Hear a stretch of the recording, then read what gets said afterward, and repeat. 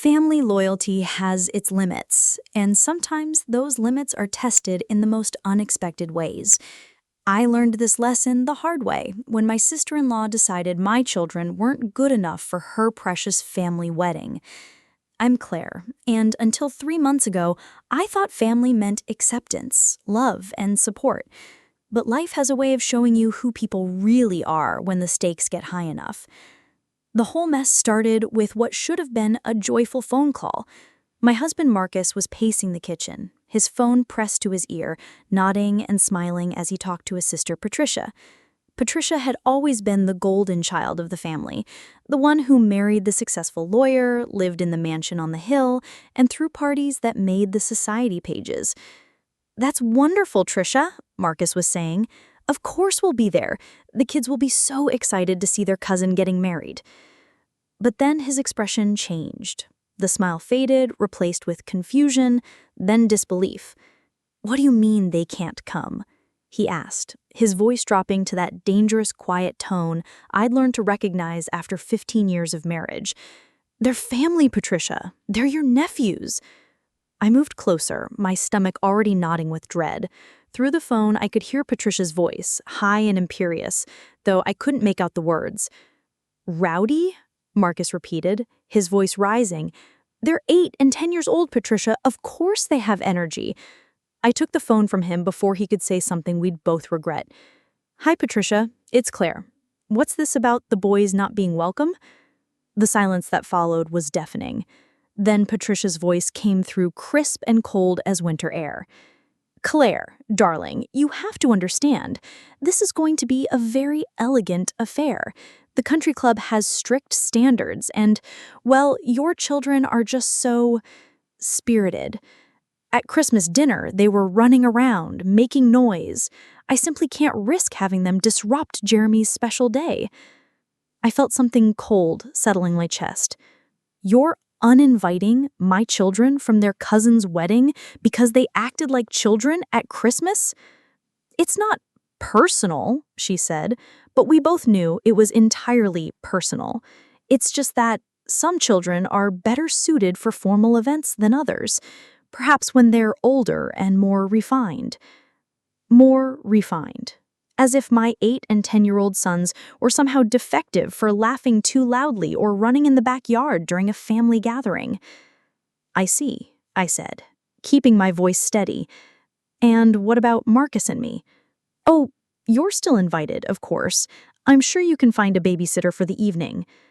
The call ended shortly after that, with polite pleasantries that fooled no one. Marcus was furious, ready to boycott the entire wedding.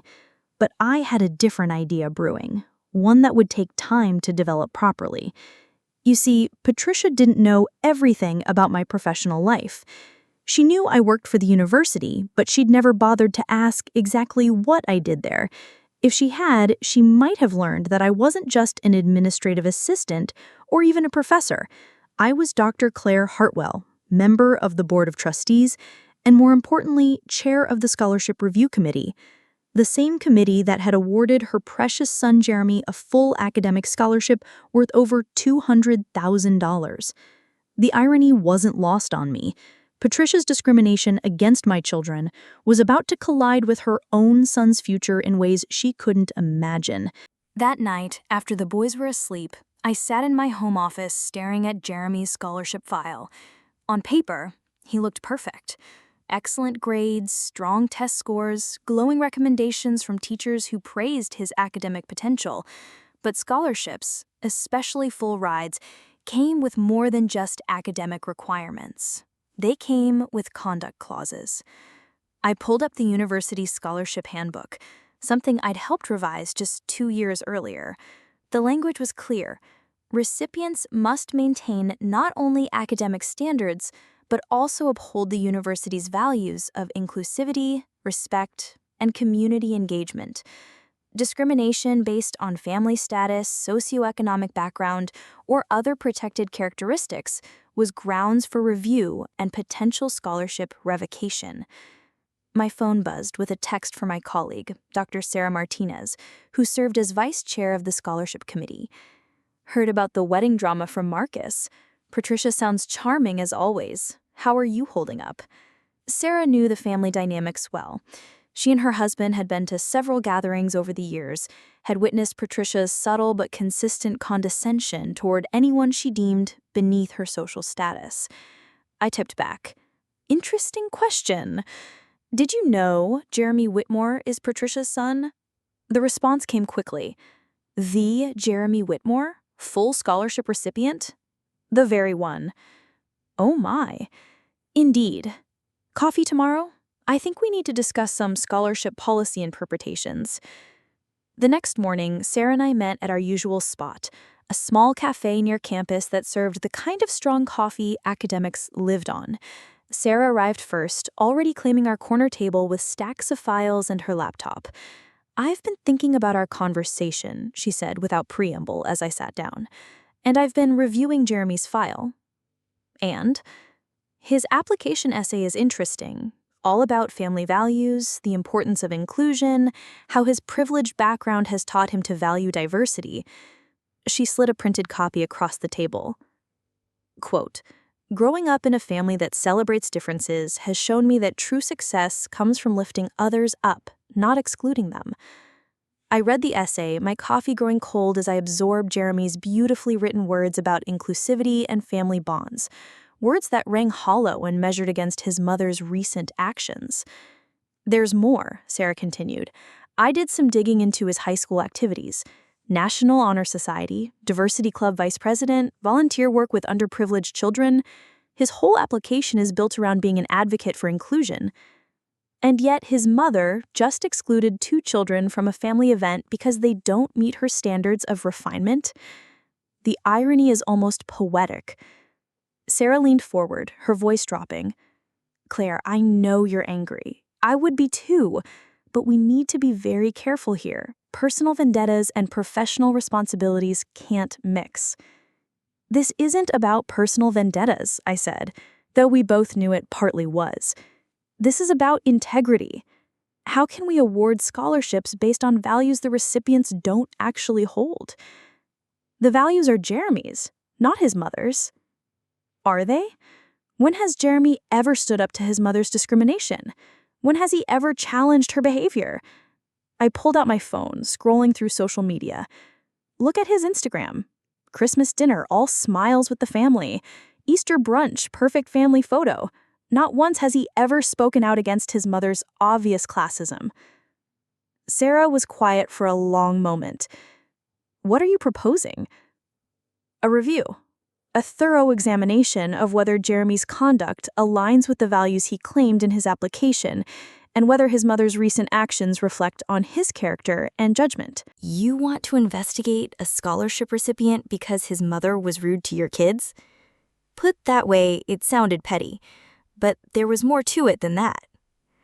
"I want to investigate whether we're funding someone who talks about inclusion but practices exclusion. Whether we're supporting someone who benefits from university values he doesn't actually live by." Sarah gathered her files. "I'll need documentation, evidence. This can't look like a personal attack." "I'll provide everything you need." That evening, I started building my case. Not against Jeremy personally, but against the disconnect between his stated values and his lived reality. I documented Patricia's pattern of exclusionary behavior at family events, her comments about appropriate social circles, her obvious discomfort with anyone who didn't meet her narrow standards. I reached out to other family members, carefully and casually asking about their experiences with Patricia. The stories were remarkably consistent. My sister-in-law had a long history of making people feel unwelcome if they didn't fit her image of social respectability. Marcus found me in the office late that night, surrounded by papers and glowing computer screens. "What are you working on?" he asked, settling into the chair across from my desk. "Research." "Research into what?" I looked up at my husband, this good man who'd been genuinely hurt by his sister's rejection of our children. "Did you know that Jeremy received a full scholarship to the university?" Patricia mentioned it. She was very proud. "She should be. It's worth over $200,000. Marcus was quiet for a moment, processing. You're on the scholarship committee. I chair it. Claire. His voice held a warning. Whatever you're thinking, be careful. I'm always careful. That's what worries me. The next morning brought an unexpected development. Jeremy himself called, his voice nervous and apologetic. Aunt Claire, it's Jeremy. I heard about the wedding invitation thing, and I wanted to call and say I'm sorry. You're sorry? Yeah, I told Mom it was wrong to exclude the boys. They're family. But she said it was her decision and the country club has rules about children at formal events. Interesting. Jeremy was distancing himself from his mother's decision while simultaneously defending it. I appreciate you calling, Jeremy. I was hoping maybe you could talk to her. Family to family. I really want everyone there for my wedding. Everyone except my sons. A pause. I'm sure we can work something out. Are you? Because your mother was quite clear about her position. She'll come around. She always does. After hanging up, I made a note in Jeremy's file. He claimed to disagree with his mother's discrimination, but wasn't willing to take any real action to oppose it. He wanted the appearance of inclusion without the discomfort of actually challenging exclusion. My phone rang again. This time, it was Patricia. Claire, darling, Jeremy tells me he called you. I hope you understand this isn't personal. Excluding my children from a family wedding because they don't meet your social standards isn't personal? It's practical. The venue has certain expectations. I see. And these expectations, do they apply to all children or just mine? A pause. I'm not sure what you mean. Will your friends' children be there? Your neighbors' children? That's different. Their children are, they're accustomed to these sorts of events. And mine aren't? Claire, let's not make this more difficult than it needs to be. Surely you can understand wanting Jeremy's wedding to be perfect. Perfect for whom? For everyone who matters. There it was. My children didn't matter. Not to Patricia, and apparently not enough to Jeremy for him to take a stand. That afternoon, I called an emergency meeting of the Scholarship Review Committee.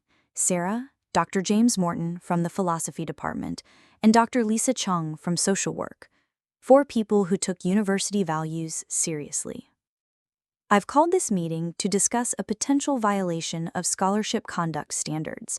I began, distributing copies of Jeremy's file along with documentation of Patricia's discriminatory behavior.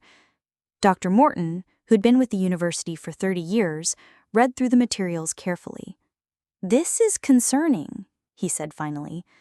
"The disconnect between the student's stated values and his family's actions raises questions about authenticity. But can we hold a student responsible for his parents' behavior?" Dr. Chung asked. "We're not holding him responsible for her behavior," I clarified.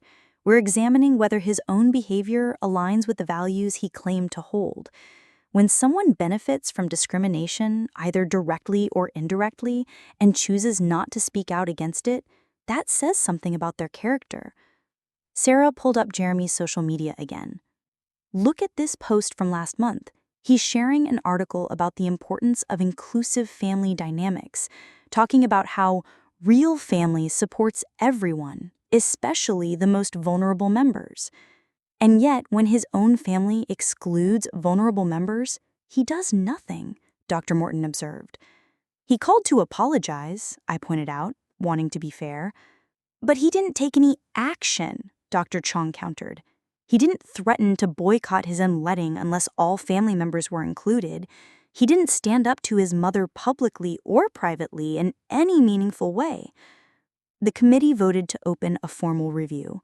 Jeremy would be notified and given an opportunity to respond.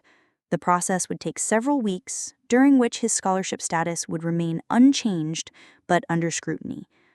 I drove home that evening feeling a mixture of satisfaction and uncertainty. Was I doing the right thing, or was I allowing personal hurt to cloud my professional judgment? Marcus was waiting in the kitchen, helping the boys with homework. Tommy, our 8-year-old, looked up as I entered. "Mom, are we really not invited to Jeremy's wedding?" "It's complicated, sweetheart." "But why? We were good at Christmas. We used our inside voices and everything." My heart clenched. These beautiful, innocent children couldn't understand why their own family would reject them. "Sometimes adults make decisions that don't make sense," I said, kneeling down to his level. "But that doesn't mean there's anything wrong with you." Jake, our 10-year-old, was more perceptive. "Aunt Patricia doesn't like us, does she?" "I think Aunt Patricia has some ideas about how children should behave that aren't very fair." "Because we're not rich like Jeremy?" Out of the mouths of babes, my 10-year-old had grasped something that many adults couldn't see or wouldn't acknowledge. "Money doesn't make someone better than someone else," I told him firmly, "and it doesn't give anyone the right to exclude people from family." That night, after the boys were asleep, Marcus and I talked about the scholarship review. "Are you sure about this?" he asked. "Once you start this process, there's no taking it back." "I'm sure about the principle. Whether Jeremy deserves a scholarship based on values he doesn't actually practice. And if the committee decides against him, then he'll learn that actions have consequences, that claiming to support inclusion while practicing exclusion has a cost. Patricia will never forgive you." I'm not sure I care anymore. The formal review began the following week. Jeremy was notified by letter and scheduled for an interview with the committee. The letter, written in standard university language, informed him that concerns had been raised about alignment between his stated values and his conduct, and that his scholarship was under review pending investigation. Jeremy called me immediately. "Aunt Claire, what is this? What concerns? I don't understand." "The review committee will explain everything during your interview." "Is this because of the wedding invitation thing? Because I told you I was sorry about that." "This is about scholarship conduct standards, Jeremy. Nothing more, nothing less." "But you're on the committee. Can't you explain what's happening?" "The process will speak for itself." Patricia called an hour later, her voice shaking with rage. "How dare you? How dare you attack my son because you're upset about a social invitation?" "I'm not attacking anyone. The scholarship committee received information that raised questions about conduct standards. We're required to investigate. This is vindictive and petty, and you know it." "Patricia, Jeremy applied for a scholarship based on his commitment to inclusion and family values. The committee is simply examining whether his conduct matches his stated principles. You're punishing him for my decisions. I'm holding him accountable for his own choices. When family members are excluded and he does nothing, that's his choice. He's not responsible for what I do. No, but he is responsible for what he doesn't do, for the stands he doesn't take, for the values he claims but doesn't defend." The line went quiet. When Patricia spoke again, her voice was ice cold.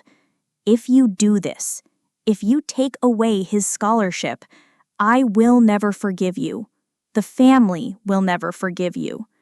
Then I guess we all need to think about what family really means. Jeremy's interview was scheduled for the following Thursday. In the meantime, the committee conducted additional research into his background and activities. What we found was illuminating. Dr. Chang discovered that Jeremy had resigned from his high school's diversity club after just one semester, citing scheduling conflicts. But social media posts from that time showed him attending social events during the same time slots when diversity meetings were scheduled. Sarah found gaps in his volunteer work with underprivileged children. He'd claimed in his application to have worked with the organization for 2 years, but records showed sporadic participation, mostly during times when college applications were being prepared. Most telling were the patterns in his social media presence. Jeremy posted frequently about social justice issues, shared articles about inclusion and equality, and wrote eloquently about the importance of standing up for others. But when confronted with real situations requiring action, he was notably absent. During his junior year of high school, there had been a controversy when several students were excluded from prom because they couldn't afford the expensive venue and formal wear requirements. Jeremy had shared posts about the importance of inclusive school events, but when student activists organized alternative prom activities, he attended the exclusive event instead. The picture that emerged was of someone who genuinely believed in inclusive values intellectually, but lacked the courage or commitment to live them out when it required personal sacrifice or social discomfort.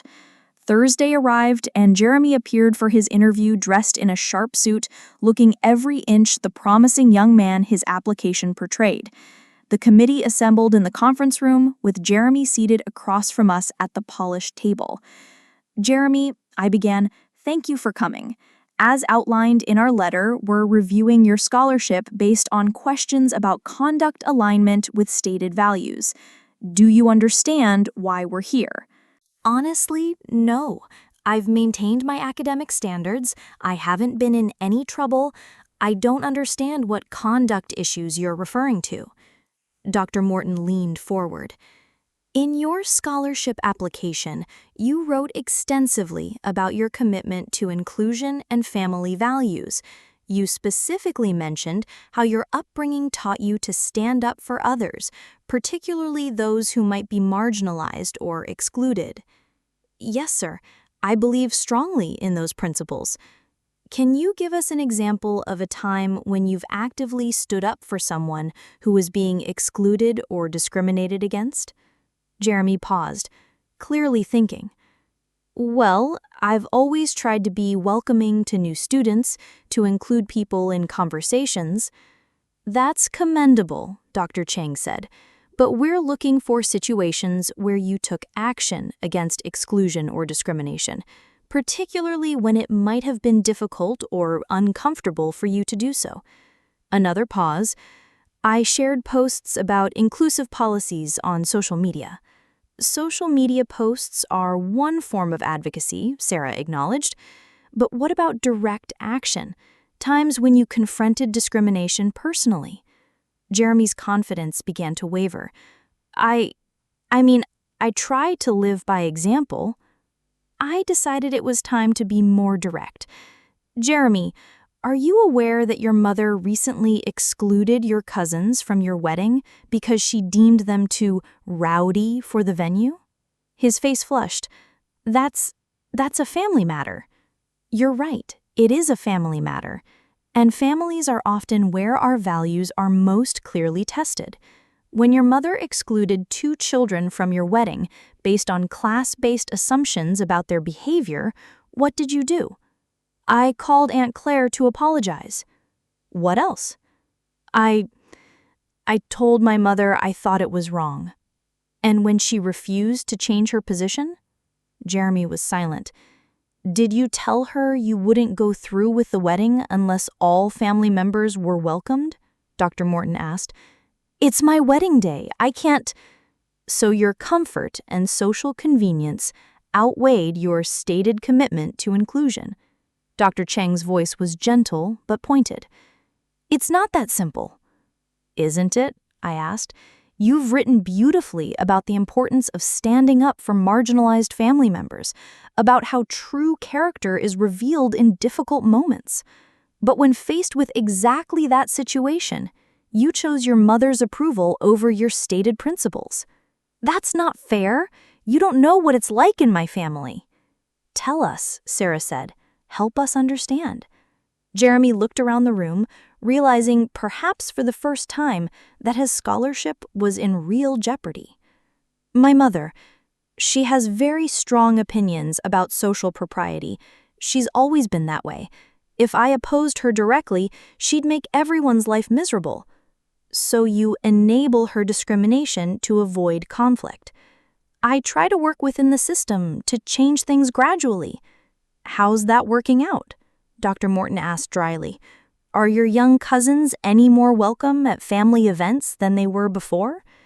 Jeremy's shoulders sagged. No. Jeremy, I said, leaning forward, the scholarship you received is worth over $200,000. It was awarded partly on your stated commitment to values of inclusion and social justice. If you don't actually live those values when they require personal sacrifice, should the university continue funding your education? I do live those values. I have to pick my battles. And excluding children from family celebrations isn't a battle worth picking? The interview continued for another hour, with Jeremy growing increasingly defensive and the committee growing increasingly convinced that there was a fundamental disconnect between his stated values and his lived reality. After Jeremy left, the committee deliberated for 2 hours. The vote was unanimous. Jeremy's scholarship would be revoked effective immediately, with the decision to be reviewed again after 1 year if he could demonstrate genuine commitment to inclusive practices. I called Jeremy that evening to deliver the news personally. Jeremy, the committee has reached a decision. Your scholarship is being revoked, effective at the end of this semester. The silence stretched so long, I thought the call had dropped. Why? He finally whispered. Because you were awarded this scholarship based on values you claim to hold but don't practice. The university invests in students who will become leaders, who will stand up for what's right even when it's difficult. Your actions suggest you're not ready for that kind of leadership. This is because of the wedding thing? This is because when faced with a clear choice between your stated values and your social comfort, you chose comfort. Every time. What can I do? How can I fix this? That's up to you, Jeremy. The decision can be reviewed in 1 year if you can demonstrate genuine commitment to inclusive practices. But it has to be real commitment, not just social media posts or token gestures. My mother is going to kill me. Maybe that's where you start. Maybe you finally stand up to your mother. I hung up and immediately called Marcus. It's done. How do you feel? Honestly, sad. I hoped he'd surprise us, show some real backbone during the interview. But he didn't. Patricia will blame you for ruining his future. Jeremy ruined his own future when he chose to enable discrimination rather than stand up against it. The fallout was swift and dramatic. Patricia called every family member, painting me as a vindictive woman who'd destroyed her son's future over a trivial social disagreement. Some relatives took her side, unable to see beyond the surface drama to the underlying principles at stake. But others understood. Marcus's brother David called to express his support. Patricia's been excluding people for years, he said. Someone needed to call her on it. I'm proud of you for standing up for your boys. My sister-in-law, Karen, married to Marcus's younger brother, had her own story.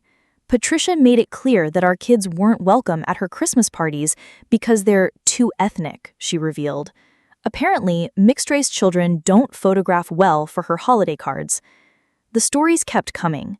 Family members who'd been quietly enduring Patricia's discrimination for years, afraid to speak up because she controlled so much of the family's social structure. Children who'd been excluded, adults who'd been made to feel unwelcome, traditions that had been abandoned because they weren't refined enough for Patricia's standards.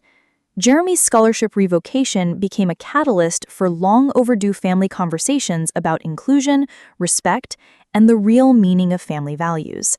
But Patricia wasn't finished. She hired a lawyer threatening to sue the university for discrimination and wrongful termination of Jeremy's scholarship. The legal threat was empty, the scholarship terms were clear, and Jeremy's conduct clearly violated them, but it showed how far she was willing to go to avoid accountability. The lawyer's letter arrived on a Friday afternoon, addressed to the university president with copies to the entire scholarship committee. It accused us of personal bias, procedural violations, and discrimination against Jeremy based on his family's socioeconomic status. The irony is breathtaking, Sarah said when we reviewed the letter together. She's claiming discrimination while defending her own discriminatory practices. The university's legal counsel responded swiftly and definitively. The scholarship committee had followed all proper procedures, Jeremy had been given full due process, and the decision was based on clear conduct standards outlined in the scholarship terms. The threat of legal action was dismissed as frivolous. Meanwhile, Jeremy was scrambling to find alternative funding for his education. The revocation left him with less than a month to secure financial aid for the upcoming semester.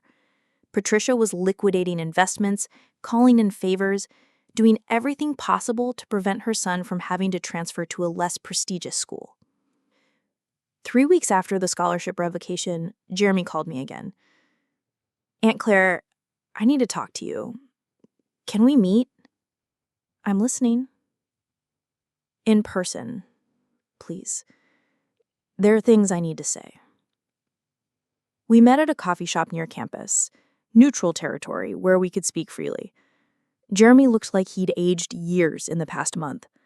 Gone was the confident young man from the scholarship interview, replaced by someone who'd clearly been forced to confront some difficult truths.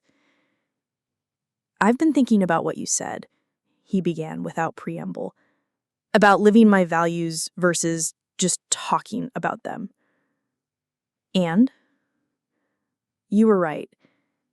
I've been taking the easy path, posting about inclusion online while letting my mother exclude people in real life. I convinced myself that keeping peace was more important than standing up for what's right." "What changed your mind?"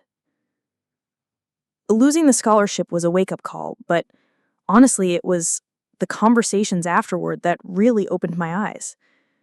Talking to family members about how Mom has made them feel over the years. Learning about all the people who've been quietly hurt by her behavior while I did nothing." Jeremy pulled out his phone, scrolling to a social media post. "I shared this yesterday.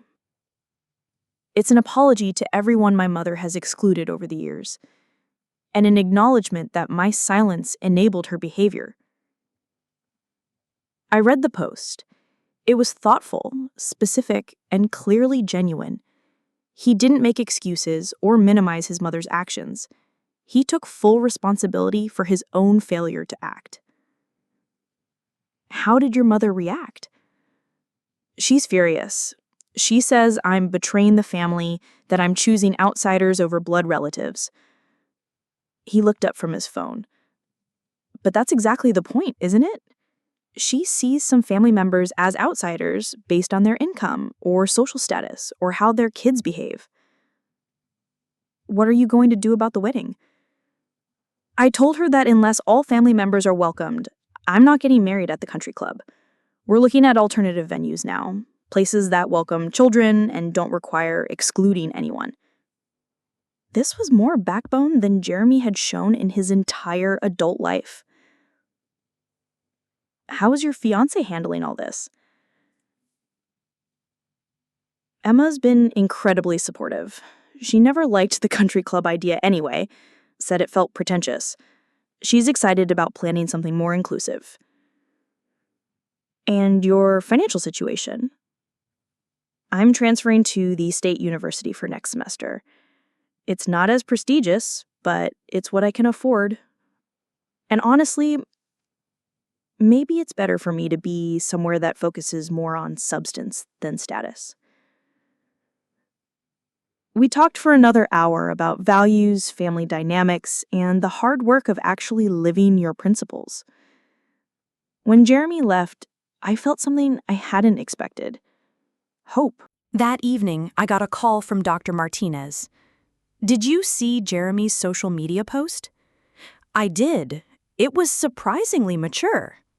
The scholarship committee is getting calls from community members who saw it. People are impressed that a young man would take such a public stand against discrimination, even within his own family.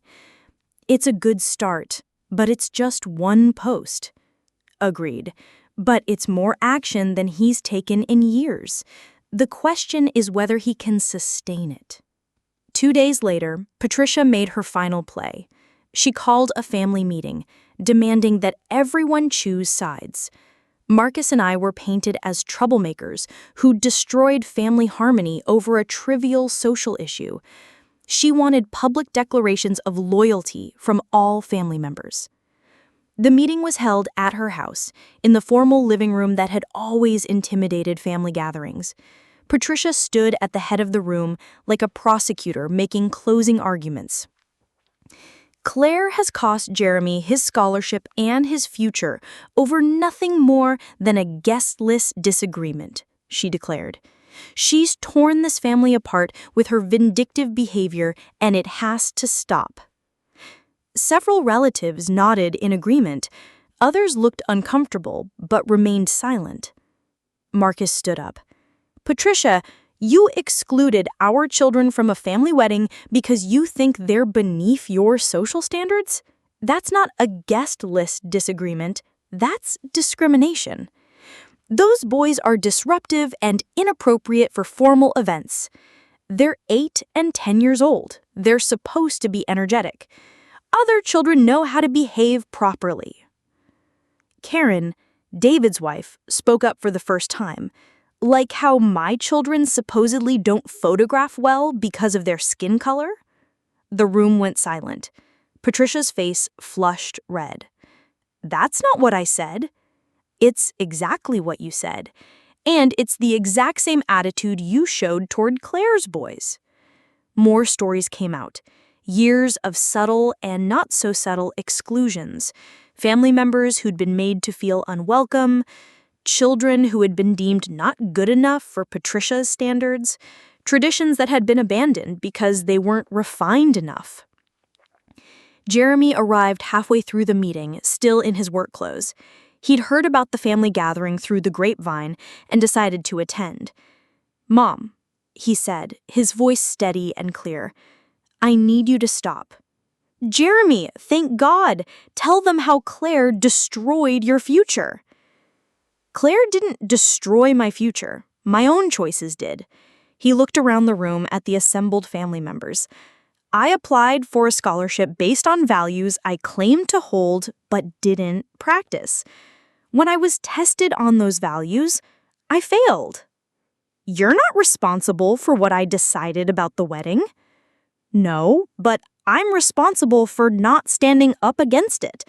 I'm responsible for choosing my comfort over what's right." Patricia's voice rose to near hysteria. "They're turning you against your own family." "They're not turning me against family. They're helping me understand what family really means. And it doesn't mean excluding people because they don't meet your arbitrary standards of social acceptability." The meeting ended with the family more divided than ever, but the divisions were now based on principles rather than personalities. Those who supported inclusion and genuine family values stood together, while those who preferred Patricia's exclusionary approach found themselves increasingly isolated. 3 months later, Jeremy and Emma were married in a beautiful garden ceremony at a local park. All family members were welcomed, including my energetic boys, who served as enthusiastic ring bearers. The reception was held in the park's community center with a potluck dinner that showcased everyone's favorite family recipes. It wasn't as fancy as the country club wedding would have been, but it was genuine. Children played on the playground during cocktail hour.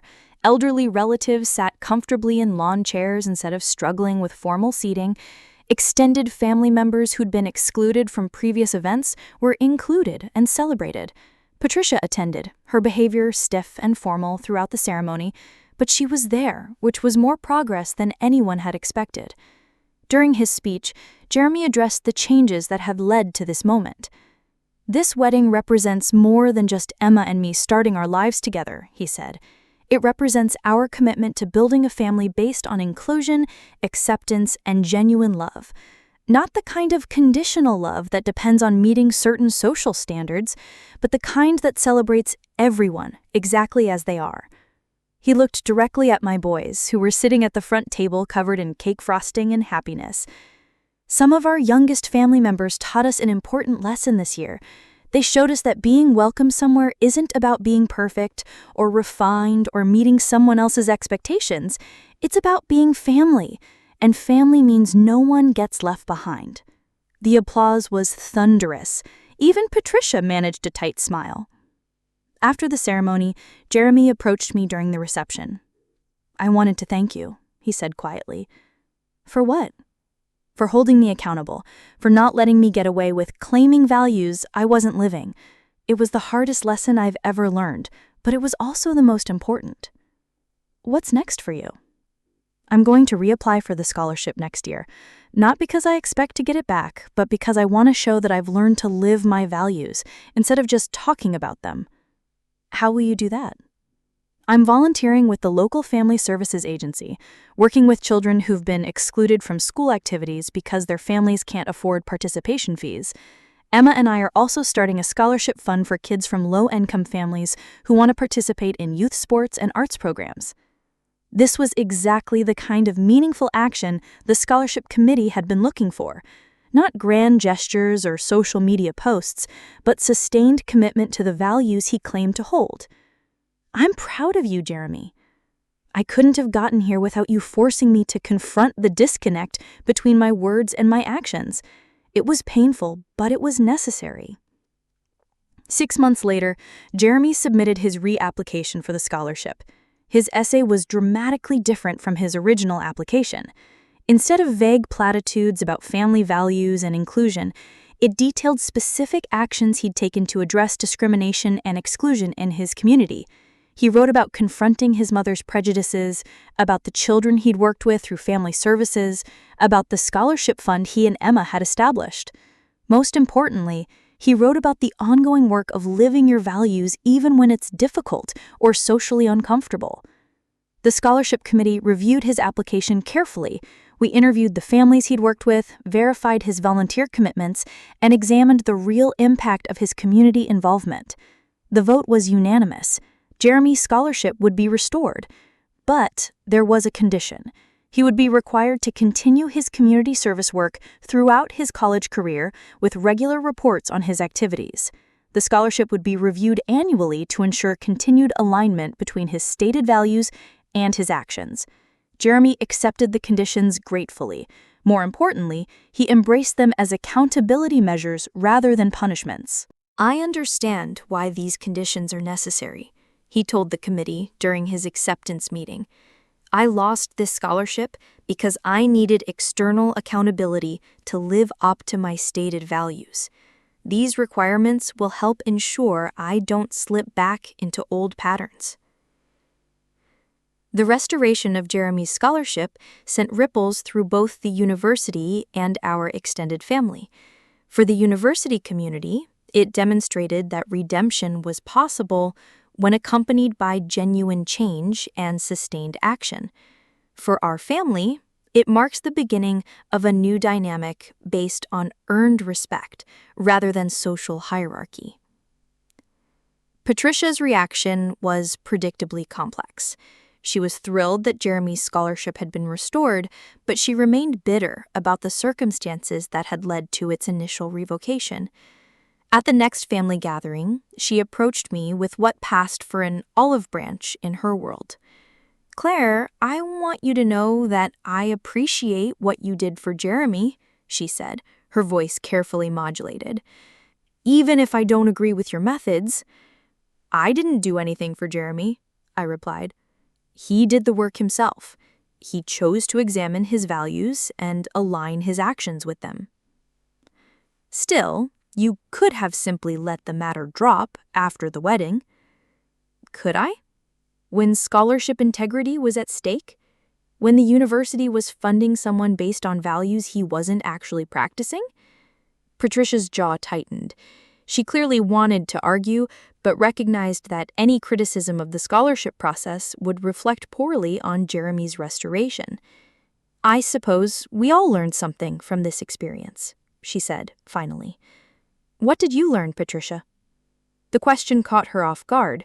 She'd expected pleasantries, not genuine reflection. "I learned that some battles aren't worth fighting," she said carefully. "Is that really what you learned? That excluding children from family events isn't worth the conflict it causes?" I learned that family harmony is important. More important than family inclusion?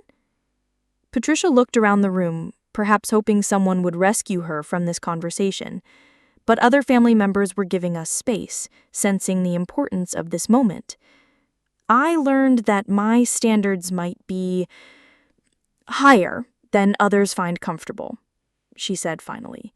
It wasn't a real apology or acknowledgement of wrongdoing, but it was as close as Patricia was likely to come. More importantly, her behavior had shifted. She still maintained her formal standards for her own events, but she no longer attempted to impose them on others or exclude family members who didn't meet her criteria. The real test came 6 months later at Tommy's 9th birthday party. We'd invited the entire extended family to a backyard barbecue. Nothing fancy, just burgers, cake, and yard games. Patricia arrived dressed as if she were attending a country club luncheon, but she arrived. More surprisingly, she participated. When Tommy asked her to play cornhole with him, she actually agreed, despite the fact that the game required her to stand on grass in her expensive shoes. She didn't win. My competitive 9-year-old showed no mercy, but she played with good humor. "Aunt Patricia," Tommy said, after soundly defeating her, "you're better at this than I thought you'd be." "Thank you, Tommy. You're quite the competitor. Do you want to play again?" "Perhaps after cake. I need to preserve some dignity." It was a small moment, but it represented a seismic shift in family dynamics. Patricia was choosing engagement over exclusion, participation over judgment. Jeremy, watching from across the yard, caught my eye and smiled. His own transformation had rippled outward, affecting even the most resistant family members. The scholarship committee had been tracking Jeremy's progress through his monthly reports, and the results were impressive. His work with family services had expanded from individual tutoring to program development. He'd identified gaps in services for children from low-income families and worked with staff to create new support programs. His scholarship fund, initially modest, had grown through community partnerships and fundraising events. More importantly, Jeremy had personally mentored several of the scholarship recipients, providing ongoing support rather than just financial assistance. His transformation appears to be genuine and sustained, Dr. Martinez reported during our quarterly review meeting. He's moved from performative activism to substantive community engagement. The question is whether he can maintain this level of commitment long-term, Dr. Morton observed. It's easy to be motivated immediately after a significant consequence. The real test is whether the behavior persists when the spotlight fades. Dr. Chang, who had been initially skeptical of Jeremy's reapplication, had become one of his strongest supporters after witnessing his community work firsthand. "I've seen him interact with the families he serves," she said. "There's no pretense there, no sense that he's performing for an audience. He genuinely cares about these children and their success." "What about his relationship with his mother?" Sarah asked. "Has he sustained his willingness to challenge her discriminatory behavior?" I'd been wondering about this myself. While Patricia's behavior at family events had improved, I wasn't sure whether Jeremy continued to confront her private prejudices or if they'd reached some kind of unspoken truce. The answer came unexpectedly during a conversation with my neighbor, Mrs. Chen, whose daughter attended the same high school as several children in Jeremy's mentoring program. "That young man who works with the scholarship kids," she said during our usual chat over the fence, "he's quite impressive. My daughter says he stood up to some parents who were complaining about the scholarship recipients at the school awards ceremony." "What kind of complaints?" "Oh, the usual nonsense. Some parents didn't think children from certain backgrounds should be receiving academic recognition alongside their own children. This Jeremy fellow apparently gave them quite the lecture about merit and opportunity." The incident Mrs. Chen described had occurred at a prestigious private school's academic awards ceremony, where several of Jeremy's scholarship recipients were being honored for their achievements. Some parents had made comments suggesting that these children didn't belong at such an exclusive event, that their presence somehow diminished the accomplishments of other students. Jeremy had overheard these comments and, according to multiple witnesses, had delivered an impromptu but powerful speech about the true meaning of academic excellence and the importance of celebrating achievement regardless of socioeconomic background. He'd done this knowing that some of these same parents were connected to his mother's social circle, potentially creating embarrassment for Patricia. When I mentioned this incident to Jeremy during his scholarship review meeting, he seemed almost surprised that it had been noteworthy. "Those kids had worked incredibly hard to earn those awards," he said simply. "No one had the right to diminish their achievements based on their family's income or social status." "Were you concerned about how your intervention might reflect on your mother?" "Honestly, I was more concerned about how staying silent would reflect on me. A year ago, I might have worried about social consequences. Now I worry about moral consequences." This response encapsulated the fundamental change in Jeremy's character. He'd shifted from prioritizing social comfort to prioritizing moral clarity, from avoiding conflict to engaging with necessary confrontations. Sarah leaned forward. "Jeremy, when you look back at the person you were when you first applied for this scholarship, what do you see?" I see someone who genuinely believed in good values, but lacked the courage to live them when it mattered. I was comfortable with inclusion as an abstract concept, but uncomfortable with the practical work of creating inclusive spaces. What changed? Losing the scholarship forced me to confront the gap between my stated beliefs and my actual behavior. But more than that, working directly with families who'd experienced exclusion and discrimination showed me the real impact of these issues.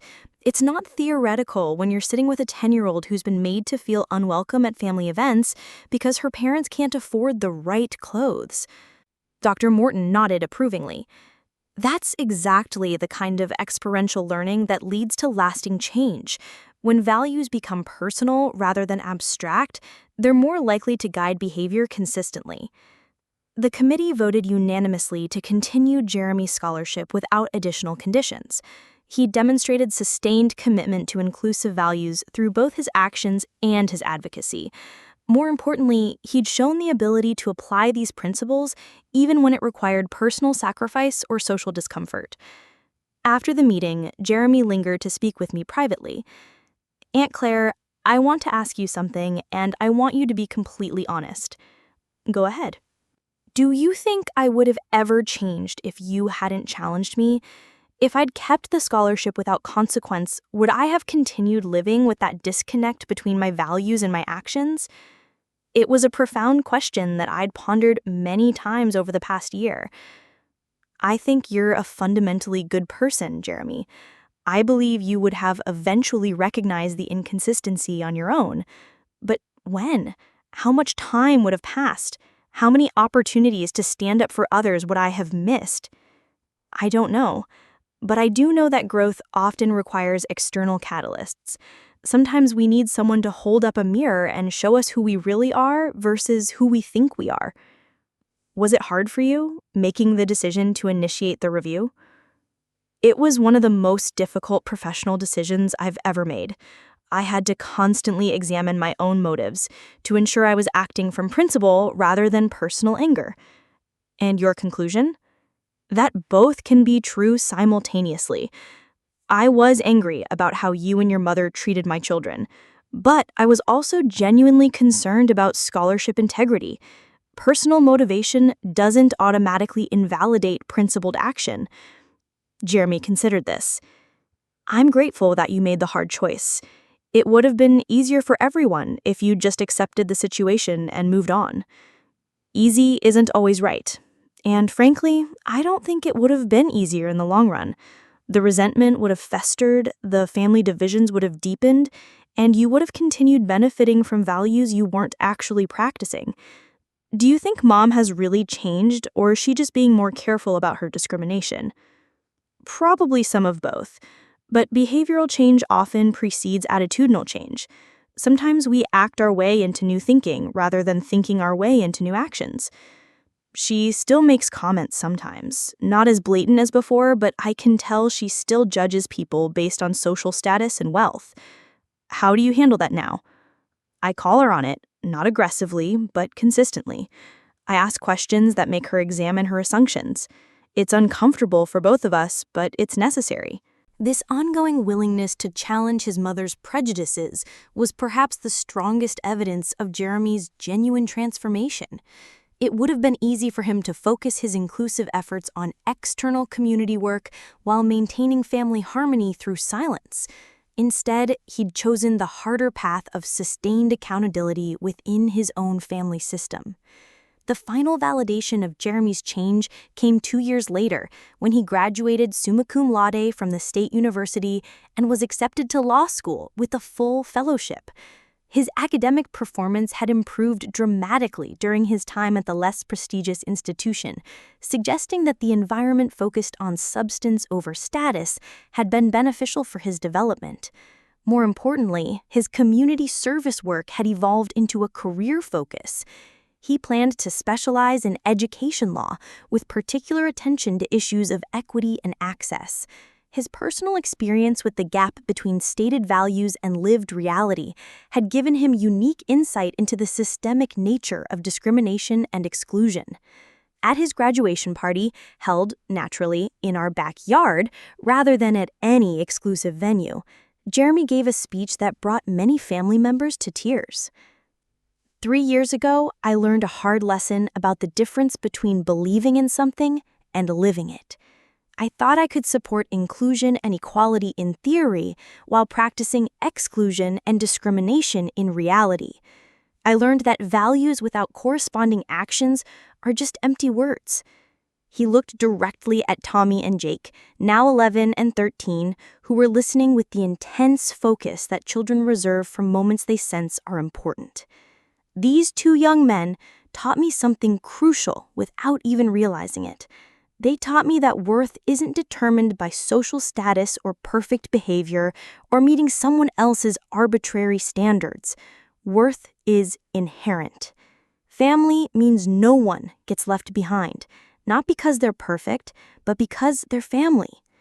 Tommy, never one to let a moment pass without comment, called out, "Does this mean we're invited to all the family parties now?" The laughter that followed was genuine and warm, but Jeremy's answer was serious. "It means that any family party that doesn't include you isn't worth having." Patricia, who had been listening from the edge of the crowd, stepped forward. "Jeremy is right," she said, her voice carrying across the suddenly quiet gathering. "I've made mistakes in the past, excluded people who should have been welcomed, prioritized appearance over substance. I'm grateful to have family members who held me accountable, even when it was difficult." It wasn't a complete apology or a full acknowledgement of her past behavior, but it was more growth than anyone had expected from Patricia. More importantly, it was said publicly, creating accountability for future behavior. The party continued late into the evening, with multiple generations of family members playing games, sharing stories, and celebrating not just Jeremy's graduation, but the deeper transformation that had occurred within our family system. As I cleaned up the yard afterward, Marcus joined me, carrying empty plates and cups. "How do you feel about how everything turned out?" he asked. "Honestly, better than I dared hope." Jeremy became the person he claimed to be in his scholarship application. Patricia learned to modify her behavior, even if she hasn't completely changed her attitudes. The family developed new patterns based on inclusion rather than exclusion. And your professional integrity remained intact. That was crucial. If I'd acted purely from personal motivation, the entire process would have been compromised. But because the principles were sound and the procedures were followed properly, the outcome has integrity. Do you think you'd make the same decision again? Absolutely. The hardest part wasn't initiating the review, it was watching Jeremy struggle with the consequences. But struggle can be productive if it leads to growth. Tommy and Jake certainly seemed to have benefited from having their worth validated by the family. This was true. Both boys had grown in confidence over the past few years, secure in the knowledge that their family valued them for who they were, rather than expecting them to meet impossible standards of behavior. They'd learn to advocate for themselves and others, speaking up when they witnessed exclusion or unfairness. 6 months after Jeremy's graduation, I received an unexpected call from Dr. Martinez. "Claire, I have some interesting news. We've received a substantial donation to establish a new scholarship program focused on students who demonstrate growth in aligning their actions with their stated values." "That's wonderful. Who's the donor?" "Jeremy and Emma Whitmore. They're using money from their wedding gifts and Jeremy's signing bonus from his law firm job to create the Second Chances Scholarship for students who've demonstrated the ability to learn from mistakes and change their behavior." I was stunned. Jeremy and Emma were newlyweds, just starting their careers, yet they were investing their resources in creating opportunities for others to experience the kind of transformative growth Jeremy had undergone. The scholarship will be awarded annually to a student who has faced consequences for failing to live up to stated values, but has demonstrated genuine change through sustained action, Sarah continued. "Jeremy specifically requested that you chair the selection committee." "I'm honored, but isn't there a conflict of interest given my relationship to Jeremy?" Jeremy anticipated that concern. He's recused himself from any involvement in the selection process beyond providing initial funding. He wants the scholarship to have the same integrity and independence that characterized his own review process. The first recipient of the Second Chances Scholarship was Maria Santos, a junior who had claimed to support immigrant rights in her original scholarship application, but had remained silent when her roommate was being harassed for her accent and documentation status. Maria had lost her initial scholarship after other students reported the disconnect between her stated values and her failure to act. Like Jeremy, Maria had used the consequence as a catalyst for genuine change. She'd become an active advocate for immigrant students, had learned Spanish to better communicate with students from Spanish-speaking families, and had organized campus workshops on inclusive language and behavior. During her scholarship interview, Maria spoke with the same kind of authentic self-reflection that had characterized Jeremy's reapplication. "I realized that I was practicing a kind of performative allyship," she said. "I wanted credit for supporting immigrant rights without actually doing the work of supporting immigrant students. Losing my scholarship forced me to confront the difference between being an ally in theory and being an ally in practice." "What does allyship in practice look like?" Dr. Chang asked. "It looks like stepping up when someone is being harassed, even if it's uncomfortable. It looks like learning about the challenges immigrant students face and working to address those challenges systematically. It looks like examining your own privileges and using them to create opportunities for others." Maria received the scholarship unanimously, and her continued work with Immigrant Student Services validated the committee's decision. The Second Chances Scholarship Program grew over the following years, funded by additional donations from family members, community leaders, and former scholarship recipients who had experienced their own transformative growth. It became a model for other universities seeking to balance accountability with redemption, consequences with second chances. Jeremy, now practicing education law, often spoke at universities about the scholarship program and the broader principles it represented. "The goal isn't to punish students for failing to live up to their stated values," he would explain.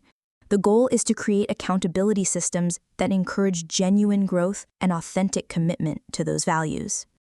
During one such presentation, a student asked whether he ever regretted the consequences he'd faced. "I regret the behavior that led to those consequences," Jeremy replied. "I regret the years I spent claiming to support inclusion while practicing exclusion. But I don't regret the accountability process itself. It was the catalyst I needed to become the person I actually wanted to be." Another student asked about his relationship with his family after such a public confrontation with discriminatory attitudes. "Family relationships are complicated," Jeremy acknowledged. "It would have been easier in the short term to avoid conflict, to let discriminatory behavior continue unchallenged. But that approach ultimately damages relationships more than honest confrontation does." Now my family relationships are based on genuine respect rather than silent resentment. 5 years after the initial scholarship revocation, I ran into Patricia at a community event supporting youth services. She was volunteering at a registration table, helping families sign up for various programs regardless of their ability to pay. "I didn't expect to see you here," I said, genuinely surprised. "Jeremy suggested I might find the work meaningful," she replied. He was right. These families need support, not judgment. "How has it been for you, working directly with families from different socioeconomic backgrounds?" Patricia considered the question carefully. "Educational," she said finally. "I had assumptions about poverty and family dysfunction that weren't based on reality. Working with these families has shown me that struggling financially doesn't mean struggling morally." That's a significant realization. It is, and it's one I probably wouldn't have come to without being pushed out of my comfort zone. What pushed you? Honestly, watching Jeremy's transformation and realizing that my own behavior had been holding him back. If I wanted to maintain a relationship with my son, I needed to examine whether my values aligned with the kind of person I wanted him to become. This was perhaps the most honest self-reflection I'd ever heard from Patricia. She'd connected her own growth to her desire to maintain a meaningful relationship with Jeremy, recognizing that sustained discrimination would have ultimately damaged their bond. As we worked together at the registration table, I watched Patricia interact with families from various backgrounds. Her manner was still somewhat formal, but it was respectful rather than condescending. She listened to parents' concerns about their children's needs and responded with practical suggestions rather than judgment. A mother approached our table, looking nervous and apologetic. "I'm sorry, but I need to ask about the fees for the art program. My daughter really wants to participate, but we're having a difficult month financially." The old Patricia might have made this mother feel ashamed for asking about reduced fees. The new Patricia handed her a scholarship application without making her explain her circumstances. "Many families need financial assistance," Patricia said matter-of-factly. "That's why we have scholarship funds. Let's get your daughter registered and worry about the paperwork later." The relief on the mother's face was evident. Her daughter, who had been hiding behind her, stepped forward excitedly to look at the art program materials. "I've never done painting before," the girl said shyly. "Neither had I when I was your age," Patricia replied. "That's what makes it an adventure." Watching this interaction, I realized that Patricia's transformation might have been slower and less dramatic than Jeremy's, but it was equally real. She'd moved from excluding people based on arbitrary standards to actively working to include people who needed support. The event concluded with a short ceremony recognizing volunteers and scholarship recipients. Jeremy, now a successful attorney with his own practice focused on education equity, was the keynote speaker.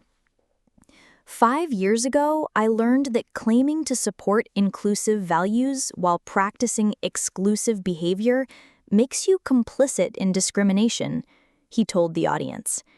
Tonight, I'm surrounded by people who've chosen the harder path of actually living their values, of doing the work required to create truly inclusive communities.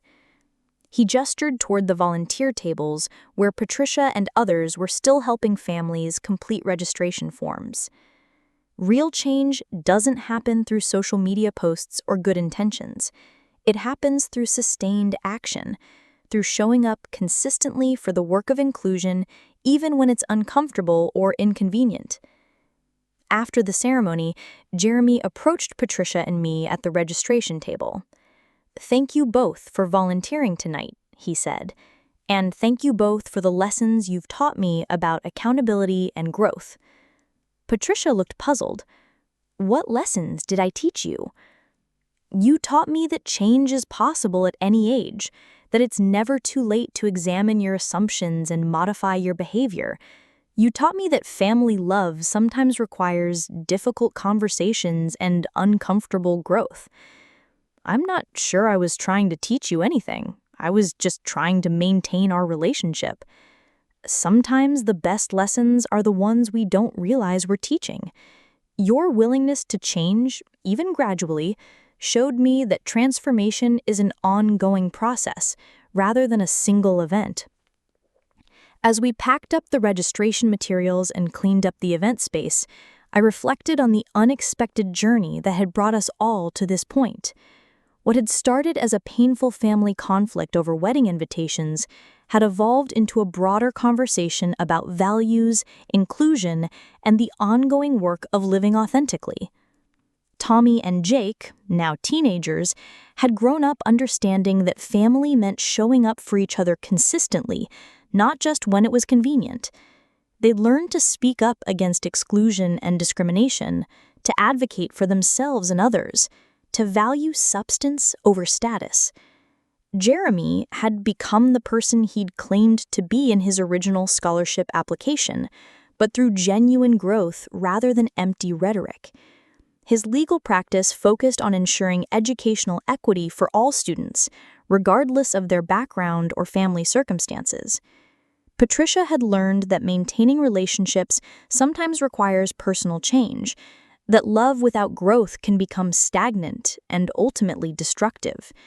Her volunteer work had expanded her understanding of community beyond her previous social circle. Most importantly, our family had established new patterns based on inclusion rather than exclusion, on earned respect rather than social hierarchy. The work wasn't finished, it never really is, but the foundation was solid. 6 months later, I received one final call that brought the story full circle. It was from Dr. Martinez, now serving as Dean of Student Affairs. Claire, I wanted to let you know that the Second Chances Scholarship Program has been selected as a national model for values-based education. Universities across the country are implementing similar programs. That's wonderful news. There's more. The program has been formally named the Hartwell Whitmore Second Chances Scholarship, recognizing both your role in establishing accountability standards and Jeremy's role in demonstrating transformative growth. I'm honored, but this recognition belongs to everyone who's participated in the program, the students who've done the hard work of change, the committee members who've maintained integrity throughout the process, the community members who've supported these students' growth. That's exactly why your name belongs on the program. True leadership isn't about taking credit, it's about creating systems that help others succeed. As I hung up the phone, I thought about the unexpected path that had led from a painful family conflict to a nationally recognized program helping students align their actions with their values. Sometimes the most important work begins with the most difficult conversations, and the greatest growth emerges from the most uncomfortable confrontations.